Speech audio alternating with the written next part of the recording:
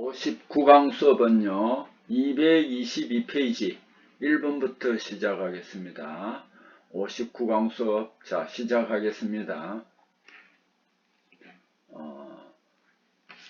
1번 재결정 온도 가장 낮은 것은 해놨습니다. 재결정 온도가 가장 낮다는 것은 용융 온도가 여기에서 낮다는 겁니다. 그래서 우리가 주석은요 저용융점 합금의 기준이 됩니다. 232도 여기 용융 온도입니다. 재결정 온도는 이게 이제 여기 제일 낮습니다. 다른 금속들을 한번 비교해보면 용융 온도를 한번 비교해 봅시다. 니켈은 1455도씨, 구리는 1083도씨, 요거는 좀 외워둬야 됩니다. 금은 1064도씨. 그래서 주석이 용융 온도가 제일 낮기 때문에 재결정 온도도 제일 낮습니다. 그 다음에 FE3C 상태도 FE3C와 FE 상태도 두 가지를 어떤데 나타낼 때 여러분 좀 당황할 겁니다. 당황할 필요 없습니다. 본래는 FE3C 상태도입니다. 그런데 이 FE3C는 고온에서 좀 불안정합니다. 그래서 이게 분리가 되면은 FEC 상태도가 됩니다. FE3C 상태도는 이 불안정계입니다. 그래서 요거는 상태도에서 이제 실선으로 표시되어 있습니다. 준안정계라고 합니다. 왜냐하면은 FE3C가 충격이나 열을 받으면 분해돼서 C로 되기 때문입니다. 그럴 때 그러면 FEC 상태도는 비로소 이제 분해돼서 안정한 상태도입니다. 그래서 안정계라고 합니다. 그것은 점선으로 나타내 있습니다. 자, 여기에서는 이제 준안정계 FE3C 상태도입니다. 금속 간 화합물 바르게 표현한 것을 내놨습니다. 보통 복잡한 결정 구조를 가집니다. 맞습니다. 구상, 망상, 입상, 복잡한 결정 구조입니다. 변형이 매우 쉽고 인성이 크다. 아닙니다. 인성이 작습니다. 변형도 어렵습니다. 원자량의 정수비로는 절대 결합하지 않는다는데 결합했죠. Fe 원자가 3개고 탄소 원자가 하나입니다. 간단한 정수비로 결합합니다. 용해 상태에서 존재하며 전기 저항도 작고 비금속적 성질이 약하다는데 여기에서 키포인트는 비금속적 성질이 강합니다. 그래서 그 밑에 다시 한 번 더 보면 금속간 화물은 간단한 원자 정수비로 결합하여 경도가 높습니다. 불안정한 조직입니다. 매짐성이 높습니다. 그리고 FE3C나 금속간 화물이나 시멘타이트나 같은 말이죠. 그죠? 결정 구조가 복잡합니다. 구상, 망상, 입상 조직을 형성하며 요거는 순철과 마찬가지로 흰색입니다. 탄소를 6.67% 정도 함유한다. 자, 여기에 금속간 화합물 여기에서는 6.67로 해놨는데요. 기계 재료는 어떤 체육에서는 6.68도 있습니다. 여기 제가 늘 말씀을 드립니다면은 온도나 퍼센트는 너무 그게 얽매여서는 안 되겠습니다. 그런데 우리는 그럼 어떻게 하느냐? 금속 재료를 기준으로 여기에서 이제 우리가 설명하고 있습니다. 금속 재료를 기준으로 우리가 기준으로 삼아서 공부를 하면은 좀 효과적일 겁니다. FE3C 원자 비를 보면은 철 원자가 3개지요. 75%. 탄소 원자 1개니까 25%입니다. 불안정하여 1150도씨에서 분해를 합니다. 요거 꼭 좀 알아두셔야 됩니다. 불안정하여서 사실 여기 녹는 온도는 굉장히 높은데 여기에서 충격을 받으면 분해를 한다. FE3C는 비금속적 성질이 강하고 용융점이 높으며 전기저항이 큽니다. 그래서 여기 위에 설명이 틀린 부분을 밑에 다 설명하고 있습니다.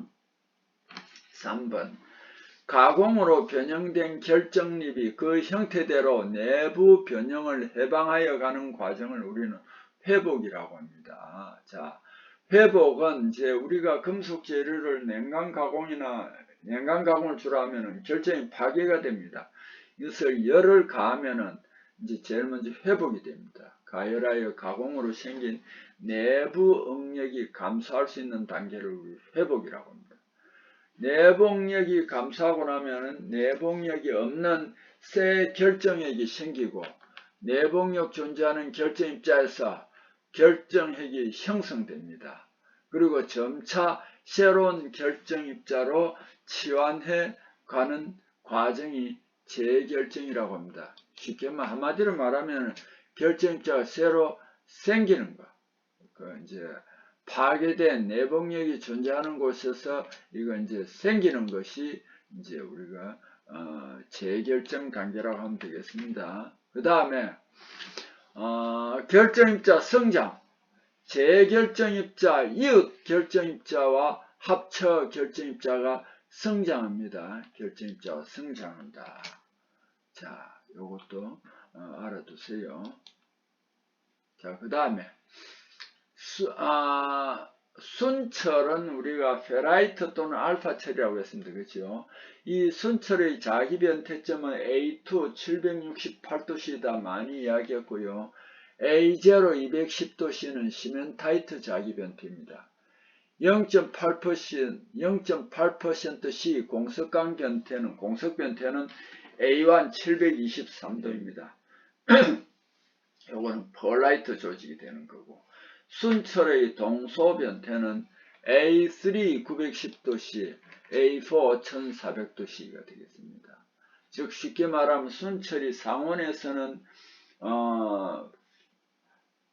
70입방격제입니다. 이 온도를 가열하면 910도를 넘어서면 다시 면심입방격자인 오스테나이트가 됩니다. 이 재료를 다시 가열하면 A4를 넘으면은 A4가 1400도인데 1400도를 넘으면 다시 최신입방격자인 델타 처리됩니다. 이것을 같은 원소인데 결정격자가 막 바뀌는 것을 동소변태라고 합니다. 그 동소변태는 급격한 변화를 일으킵니다. 비연속적인 변화를 일으킨다라는 걸 꼭 좀 알아두세요. 몰리브덴계가 W계, 텅스텐계 고속도 공구강보다 우수한 특성에 대한 설명 중 틀린 것을 내놨습니다. 비중이 작고 인성이 높고 열 처리가 쉽습니다. 그래서 담금질 높다 이건 아닙니다. 거의 비슷한데 담금질 온도가 몰리브덴계가 텅스텐계보다 높은 건 아닙니다. 자, 그럼 여기서 대충 한번 봅시다. 이제 고속도강을 많이 이야기했는데 이제 60강까지 끝나고 나면 다시 이제 고속도강 열처리라든지 이걸 한 번 더 설명하겠습니다. 여기 보면은 1차 예열을 합니다. 그 다음에 2차 예열을 합니다. 심지어 3차 예열까지 합니다. 왜 이렇게 예열을 해주느냐? 고속도강에는 합금원소들이 굉장히 많이 있어요. 그래서 이게 이제 점진적으로 1차 예열을 해주고 한 1000도 넘은 이 온도에서 담금질을 하고 그 다음에 기름에서 윤행을 하고 또 이제 시간 담금질 공냉을 합니다. 250도씨 이하에서는 천천히. 그 다음에 다시 이제 540도, 570도씨에서는 뜨임을 합니다. 이 뜨임을 해도 이 고속도강은 강도나 경도가 높아집니다. 그렇게 하고 공냉을 합니다. 이런 열처리입니다. 그래서 고속도강은 열처리가 굉장히 복잡합니다. 왜? 여러가지 합금원소가 많기 때문에. 그래서 담금질 온도도 굉장히 높아요. 꼭 좀 명심해 주세요. 자, 그래서 몰리브덴계가 텅스텐계, 몰리브덴계가 텅스텐계 고속도강보다 담금질 온도가 높은 것은 아니다 하는 걸 꼭 좀 알아두세요. 구조용 합금강과 공구용 합금강 나눌 때 기어, 축 등에 사용되는 구조용 합금강 재료에 해당하지 않는 것은 고속도강이 많이 했다 그죠? 자, 질화강 여기서 다시 한번 또 설명을 하고 있습니다. 질화 처리로 표면 경화하며 중심부에 인성 있는 강을 제조합니다. 중탄소강에 질화 촉진원소 뭐가 있어줘야 되냐면 꼭 좀 알아둬야 됩니다. 그래서 이 이제 질화강은 강중에 제한이 있다. 왜? 알루미늄, 크롬, 몰리브덴, 티탄, 바나디움 등이 들어있어줘야 된다. 소량. 이 첨가되어 있어야만 중심부 인성과 첨가되어 있어야만 질화가 됩니다. 그리고 중심부에 질긴 성질, 인성 향상을 위해서 또 뭐냐면 니켈 첨가한 것도 많다는 거 알아두세요. 표피 경화강과 같이 표면 경화강입니다. 이게 엔진 실린더 내면 정밀 베어링, 차축 등에 사용이 된다라는 거 알아두십시오. 자, 그다음 넘어갑시다. 자기 변태에 대한 설명으로 옳은 내용인 것은 강자성이 뭐로 변하냐면 상자성으로 변한다. 맞습니다. 그 다음 나에는 이게 왜 아니냐면 일정한 온도 범위 안에서 급격히 비연속적인 변화, 이건 동소변태입니다. 그러고 자기 변태는 점진적 연속적으로 변한다는 거 꼭 좀 알아두세요. 결정격자가 변화하는 것, 이것도 동소변태입니다. 철의 자기 변태점은 210도가 아닙니다. 200, 그 밑에 나와 있죠. Fe3C 시멘타이트의 자기 변태를 A0로 표시하고 이게 210도씨입니다. 순철 자기 변태는 A2를 표시하고 768도씨가 되겠습니다. 순철의 동소 변태 A3 910도씨, A4 1400도씨이다. 공석강 변태는 A1 723도씨다. 이런 건 이제 계속 반복하면 요걸 하나 기준으로 여러분들 외우게 될 것입니다. 그래야만 시험을 잘 칠 수 있겠죠. 자기 변태 설명 중 옳은 것은 해놨습니다. 고체 상태에서 원자 배열의 변화이다. 이거는 자기 변태가 아닙니다. 일정 온도에서 불연속적인 성질 변화를 일으킨다. 이런 건 다 동소 변태입니다. 고체 상태에서 서로 다른 공간 격자 구조를 가진다. 이것도 동소 변태입니다. 일정 온도 범위에서 점진적 연속적으로 변한다는 거 알아두세요. 다음 금속 재료 중 경질 자성 재료, 이거는 몇 번이나 했습니다. 니오디뮴 자석입니다. 단단한 자성 재료, 경질 자성 재료. 주철 조직을 지배하는 주요 요소는 탄소, 규소 양과 냉각 속도입니다. 주철에는 탄소, 규소가 중요한 역할을 합니다. 그리고 냉각 속도도 물론 중요한 역할을 합니다. 자, 이들의 요소와 조직의 관계를 나타내는 상태도가 있습니다. 주철, 이것을 우리는 뭐라고 하냐면은 마우르 조직도라고 합니다. 자, 5번. 금속 재료에서 발생하는 재결정에 대한 설명 중에서 잘못된 것, 부적합한 것은 고순도의 금속일수록 재결정하기 쉽다. 맞습니다. 재결정이 일어날 때는 그 전에 반드시 회복이 있어야 된다. 맞습니다. 재결정이 일어나는 온도를 재결정 온도라고 한다. 맞습니다. 재결정 과정에서 연신율은 감소한다. 재결정이 되면 이게 이제 쉽게 말하면은 이제 연신율이 증가합니다. 결정시를 신겨서 가공 경화를 했을 때, 변형 경화를 했을 때 연신율이 감소하는 거고, 이걸 이제 열을 가해가 풀어줍니다. 그래서 연신율이 증가합니다. 적색, 회백색 금속으로. 적색, 회백색 금속. 이 색깔은 뭐 조금 다르게 표현 많이 하더라고요. 비중 9.75, 6.265도씨. 요것도 저용융점 금속에 사용합니다. 특히 응고할 때 요거는 팽창한다. 응고할 때 팽창을 잘 하는데 요 팽창은 뭐냐? 비스무트입니다. 비스무트. 꼭 좀 알아두세요.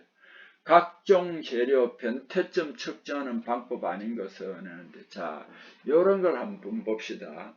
열분석법, 열팽창법, 전기저항법, 요거는 다 변태점 측정 방법입니다. 가령 제가 예를 들면은 이게 이제 10도씨인 재료를 길이를 재보니까 100mm더라.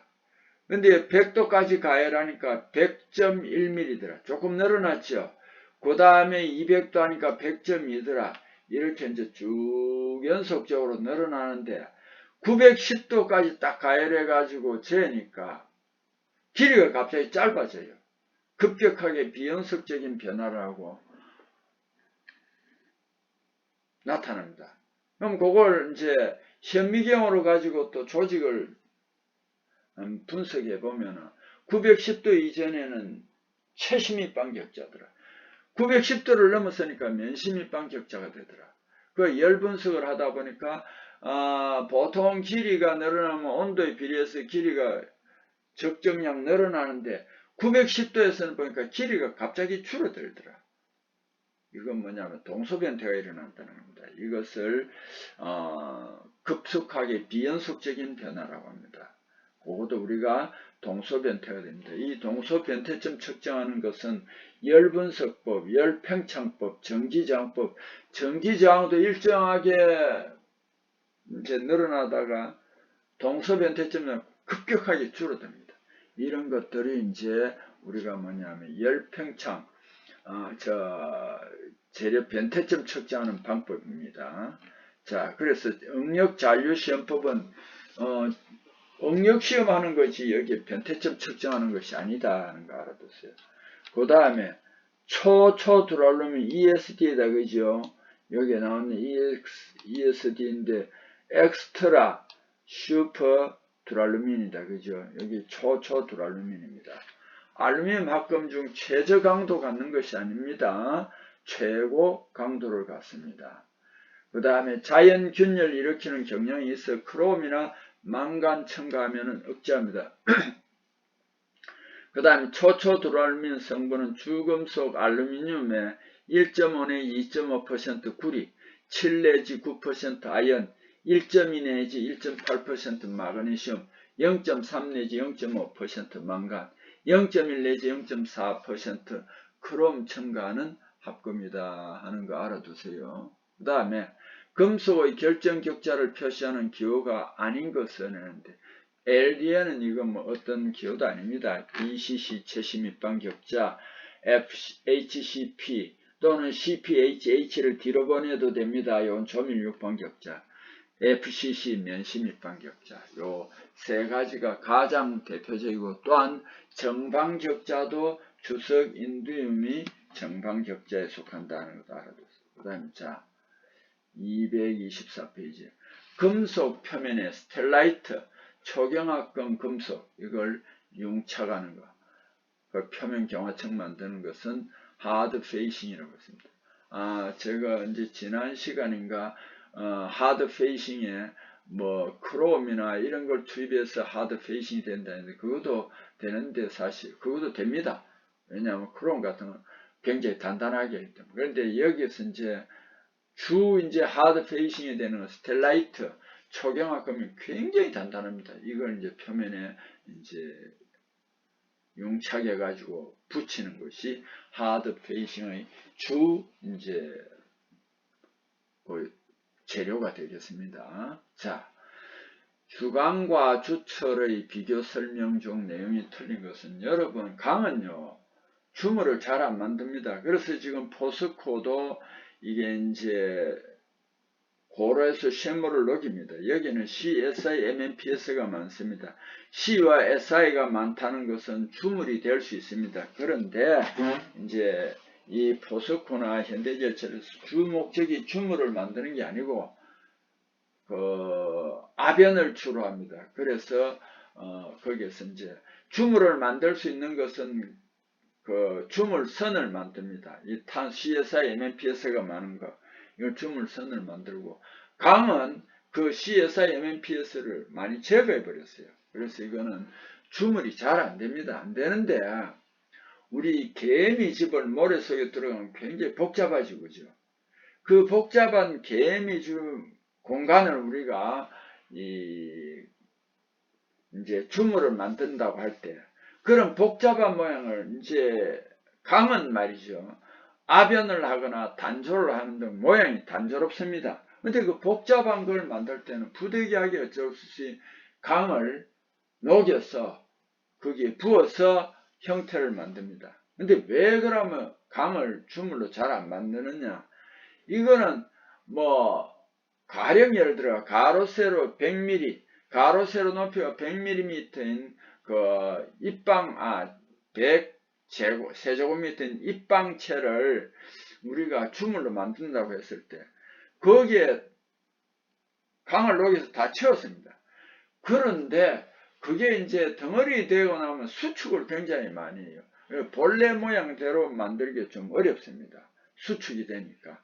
그래서 주강과 주철의 비교 설명 중 내용이 틀린 것은 주강은 주철에 비해 수축률이 적다가 아니고 수축률이 큽니다. 자, 가에 주강은 주철에 비해 용접이 쉽습니다. 주강은 주철에 비해 용융점이 높습니다. 이거는 순철은 1539도인데 주철 4.3%는 1130도예요. 이렇게 탄소가 많이 함유될수록 용융온도가 낮아집니다. 그래서 주강이 주철에 비해 용융점이 높습니다. 주강은 주철에 비해 탄소가 적습니다. 그래서 이거 잘 알아두십시오.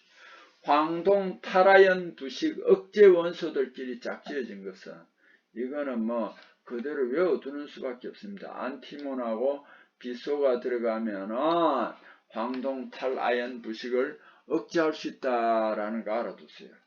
탄화철 Fe3C가 금속과는 화합물입니다. 그래서 탄소 원자 비넌이었습니다. 탄소는 하나니까 25%, 그 다음에 철은 3개니까 75%입니다. 자, 188 스테인레스 강 특성 설명으로 틀린 것은 이거는 크롬 18%, 니켈 8% 함유한 내식강입니다. 내식성이 굉장히 우수합니다. 상자성체가 아니고 비자성체입니다. 오스테나이트계입니다. 여기 이제 밑에 보고 다 설명이 되어 있습니다. 자, 9번. 상태도에서 탄소가 가장 많이 함유하는 조직은 Fe3C입니다. 금속 재료 책에 나온 걸 기준으로 하면 6.67%입니다. 10번. FeC 평행 상태도 요거는 이제 FeC가 됐죠. Fe3C가 분해되어 가지고 FeC가 됐습니다. 그래서 오스테나이트 감마 고용체가 탄소를 최대로 함유할 수 있는 것은 이거는 2%다. 강에도 탄소가 제일 많이 함유할 수 있는 것은 2%고 주철에서 탄소를 제일 적게 함유할 수 있는 게 2%입니다. 요 삼각지대다 하는 거 알아두세요. 그 다음에 함석 갈바나이즈드 시트, 함석을 갈바나이즈드 시트라고 하는데 얇은 강 소재에 어떤 금속 도금하는가? 아연입니다. 그 다음에 요걸 함석판이고요. 강판에 주석을 입힌 것은 양철판이라고 한다는 거 알아두세요. 그 다음에 탄소강에서 상온매짐 일으키는 원소는 인이다. 그죠? 고온매짐 일으키는 원소는 황이다. 이거 많이 설명했습니다. 11번. 청동에서 탄성과 유동성 및 내마모성과 내식성을 향상하는 원소는 인입니다. 그래서 우리가 인이 다 나쁜 건 아닙니다. 이 청동은 주물로 많이 만들기 때문에 유동성이 좋은 인이 조금 들어가 있으면 좋고요. 그 다음에 탄력성이 우수합니다. 인이. 그래서 옛날에, 요즘은 그런 게 없는데 옛날에 그 초인종 있잖아요. 초인종 꼭 누르면 그게 안으로 딱 들어가면은 울리잖아요. 그죠? 그게 인청동이에요. 인청동, 초인종 같은 데도 썼습니다. 그 다음에 인청동 특성 여기에 나오네. 탄성이 우수합니다. 탄력성이 우수합니다. 그래서 스프링, 그 다음에 요즘 별로 없는데 도어벨 같은 거, 이런 거는 꼭 누르면은 울리죠. 여기에 인청동입니다. 내식성, 내마멸성이 우수하고요. 강도 우수하고 유동성이 좋았어요. 이는 유동성이 좋은 또 장점이 있습니다. 그래서 유동성이 좋아 주조가 쉽고 피삭성 우수합니다. 자, 그 다음 페이지로 대표적인 구리합금 중에서 네이벌 황동, 이거는 육사황동의 주석 1% 첨가한 황동입니다. 73황동의 주석 1% 첨가한 것은 에드미럴티 황동. 그래서 네이벌 황동과 에드미럴티 황동은 바닷물에 강하다. 그래서 선박 같은데 보일러실에 프로펠러나 여러 가지 이런 거는 네이벌 황동이나 73황동으로 한다. 73황동이 73황동에 1% 넣은 게 에드미럴티, 육사황동에 1% 주석 넣은 것이 네이벌 황동, 이런 것들을 사용한다. 연, 납을 이 사람들 그냥 납황동이라면 여러분 다 알아버리잖아요. 그죠? 황동에 납을 넣은 것을 보기에 납을 잘 아닙니다. 한자로 연황동입니다. 이 사람들 그렇게 많이 합니다. 황동에 납 내지 1.53% 함유하고 요거는 납이 들어가면 살짝 끊어집니다. 절삭성이 우수합니다. 황도 마찬가지입니다. 그래서 황은 좀 유독한 경이 많으니까 여기에 납을 넣어서 쾌삭 황동을 만든다는 거 알아두세요. 그 다음에 델타 메탈, 황동에다 철을 1 내지 2% 함유한 특수황동입니다. 강도가 굉장히 우수합니다. 그리고 광산기계나 이런 데 등등에 사용합니다. 그 다음 비철금속 중에서 마그네슘 설명으로 옳은 것은 해놨습니다. 삼염수에 견딘다가 아니고 침식이 된다. 알칼리에는 잘 견딘다. 나에는 뭐냐면 구리보다 강도가 낮으나 절삭성이 좋다. 맞습니다. 라 열전도율, 전기전도율 구리보다 낮습니다. 높은 게 아닙니다. 13번 양은 설명 중 틀린 것을 내놨습니다. 구리 아연계 합금에 니켈이 함유된 합금입니다. 양은 젊은 실버 독일에서 만들었습니다. 탄성 재료입니다. 악기 같은데 맞습니다. 다 양은 내식성이 불량하다 아니고 내식성이 좋습니다. 라 일반 전기 저항 재료에 쓰인다. 맞습니다. 자, 양원에 대한 설명을 한번 봅시다. 내식성 탄성조화 식기, 악기, 전기 저항선에 이용할 수 있는 구리 아연 니켈계 합금입니다. 황동에 니켈을 넣었다. 이 니켈은 탈세 교과가 우수합니다.